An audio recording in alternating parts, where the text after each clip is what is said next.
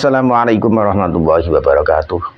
Alhamdulillahirabbil alamin. Wassalatu wassalamu ala sayyidina wa maulana Muhammadin sayyidil mursalin wa ala alihi wa ashabihi wa alaina ajma'in, amma ba'du.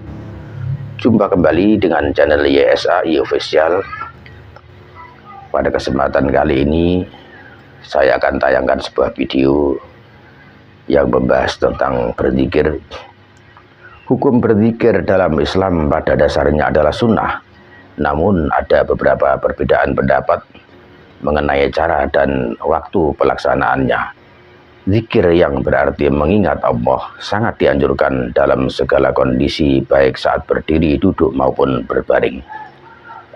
Berzikir secara umum hukumnya sunnah, artinya dianjurkan dan mendapatkan pahala, namun tidak berdosa jika ditinggalkan. Ayat Al-Quranul Karim dan hadis Nabi Muhammad SAW menganjurkan untuk berzikir dalam segala situasi, baik saat beribadah maupun dalam aktivitas sehari-hari. Berikut kita ikuti kajian tentang zikir oleh Kiai Haji Mukhtar Mufti Syekh Mukhtar Wahi Al-Mujtabah. Rasulullah sallallahu alaihi wasallam.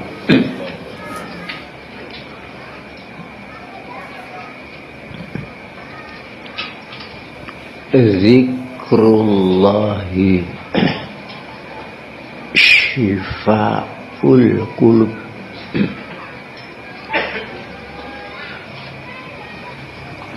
Zikrullahi syifaul qulubi.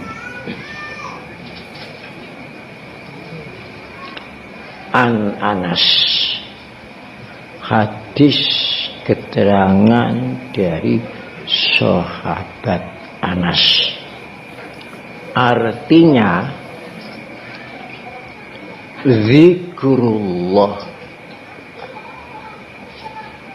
zikir kepada Allah, syifaul qulubi, menyembuhkan hati.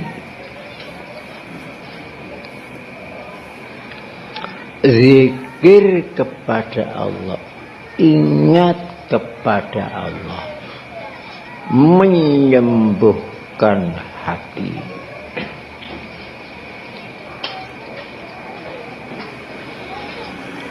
Istilah zikir itu sangat luas, mencakup seluruh ibadah. Itu zikir. Ingat, membaca subhanallah zikir, membaca alhamdulillah zikir, baca Allahu Akbar zikir, baca hasbiyallah zikir, baca hasbunallah zikir, baca la haula wala quwata illa billah zikir, baca Al-Quran zikir,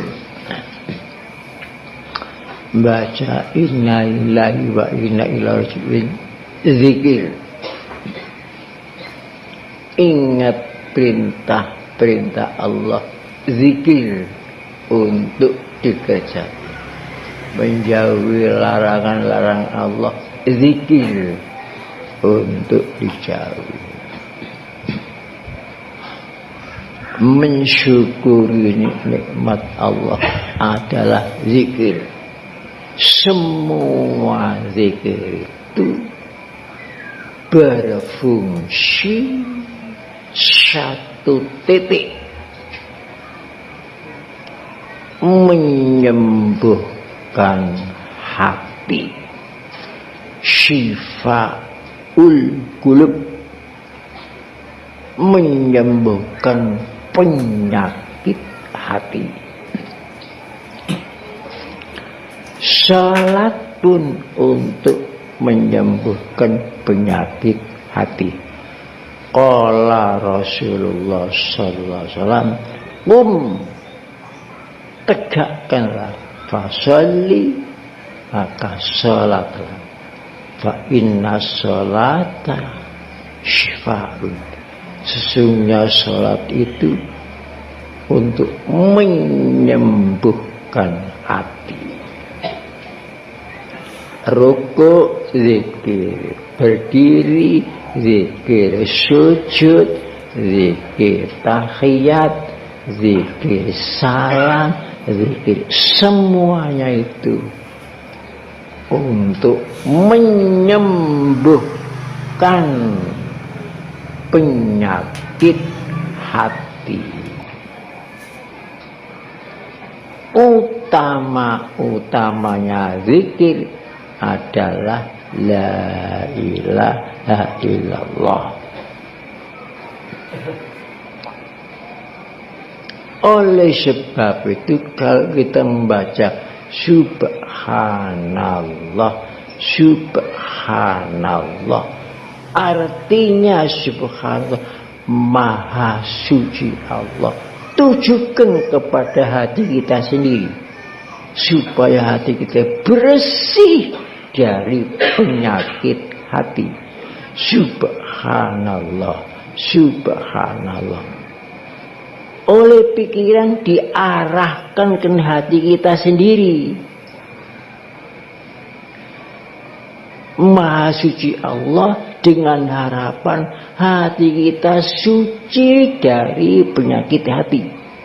Subhanallah, subhanallah. Setelah itu alhamdulillah ditujukan kepada hati dengan harapan menjadi hati yang syukur. Penyakit hati itu tak terbilang banyaknya. Takabur penyakit hati, suudzon penyakit hati, hasud penyakit hati, riya ingin dipuja orang penyakit hati, yaksu putus asa penyakit hati, macam-macamnya penyakit hati, zalim penyakit hati, buruk sangka penyakit hati. Jadi kalau kita itu sebanyak-banyak zikir, penyakit hati kita masih belum sembuh. Semua zikir kita menjadi debu, mawur-mawur, tak ada apa-apanya, seperti untuk yang gampang diterbangkan angin.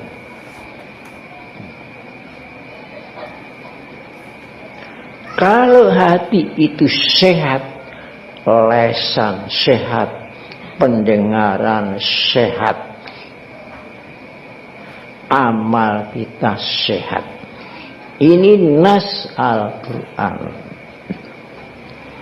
Idza saluhat saluhat, wa idza fasadat fasadat. Kalau hati sehat, semua ucapan kita sehat, pendengaran kita itu sehat, akal pikir kita itu sehat, perasaan kita itu sehat. Tetapi kalau hati tidak sehat, pasti ucapan kita itu mengandung racun. Pikiran kita itu merekayasa yang bukan-bukan. Pikiran racun, ucapan racun, pendengaran racun, akhirnya meracuni hidup kita sendiri. Kalau hati itu tidak sembuh. Itulah sebabnya dalam Al-Quran disebut fi qulubihim maradun. Di dalam hati mereka itu banyak penyakitnya. Sampai disebut 10 kali dalam Al-Quran. fi qulubihim maradun, fi qulubihim maradun, fi qulubihim maradun. Dalam hati mereka itu sakit. Apa artinya kita ibadah sejak kecil sampai menjelang tua, kalau hati kita tetap tidak sembuh-sembuh? Apa artinya ibadah kita itu? Jasmani sehat tapi hatinya sakit.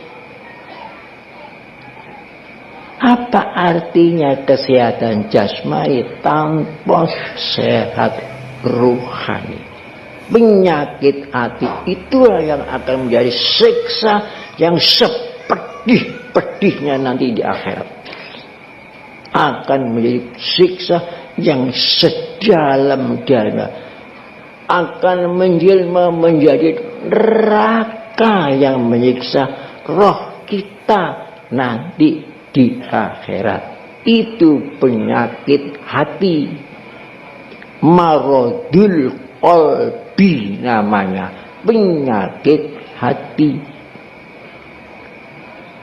Jadi semua ibadah kita tujukan kepada hati kita, supaya hati kita itu sehat, ikhlas, bersih dari penyakit hati. Fungsi agama itu seandainya tidak ada untuk penyembuhan hati, tidak ada. Rasul 24.000 Rasul itu ditolongkan di dunia ini tidak ada, seandainya tidak ada. Karena manusia ini menurut ilmu tasawuf dalam kitab Hikam, innaka jauharatun tantawi asdafu mukawwanani. Engkau itu berlian yang digubel sepet alam. Alam semesta ini sepet. Berliannya manusia ini. Kalau alam ini tidak ada manusia, untuk apa alam ini fungsinya? Tapi sayang, berliannya sendiri itu tidak dipikir. Berlian hidup, berlian berpikir, berlian yang mempunyai perasaan yang mendalam. Tapi dikotori sendiri dengan manusianya sendiri. Diinjak-injak sendiri, dibenamkan dengan lumpur kehinaan dan keasoran. Fitnah ke sana, fitnah ke sana, fitnah ke sana. Itu lumpur kehinaan, lumpur kesalahan. Apa hendak sia-sia dirinya sendiri dijebloskan dalam kotoran sekotor-kotornya itu? Harus menginsafi, kasihanilah diri kita masing-masing.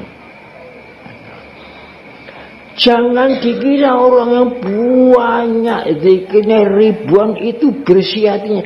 Kalau tidak bersih itu muspro. Ucapan kita itu muspro. Ibadah kita, sholat itu hancur. Haji kita hancur.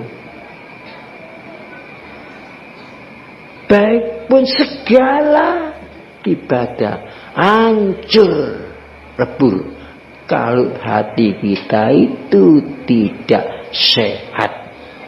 Karena fungsi ibadah untuk sehatnya hati. Hati itu sehat kalau penyakit yang macam-macam hati itu hilang.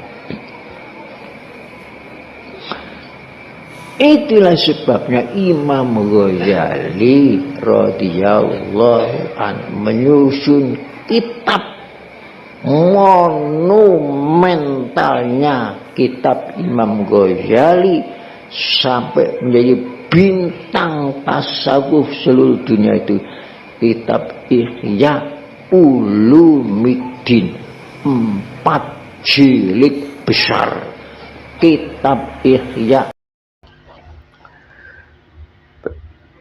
Berkat rahmat Allah Subhanahu wa Ta'ala, manusia sudah disiapkan berbagai macam cara penempuhan pendekatan diri kepada Allah Subhanahu wa Ta'ala. Di antaranya zikir, bisa pakai sholawat, bisa dengan tahmid, bisa pakai dengan tasbih atau takbir, atau dengan kalimat thayyibah yang lain. Mudah-mudahan kita semua tergolong menjadi orang-orang ahli zikir. Sekian, billahi taufik wal hidayah wa ridha wal inayah. Assalamualaikum warahmatullahi wabarakatuh.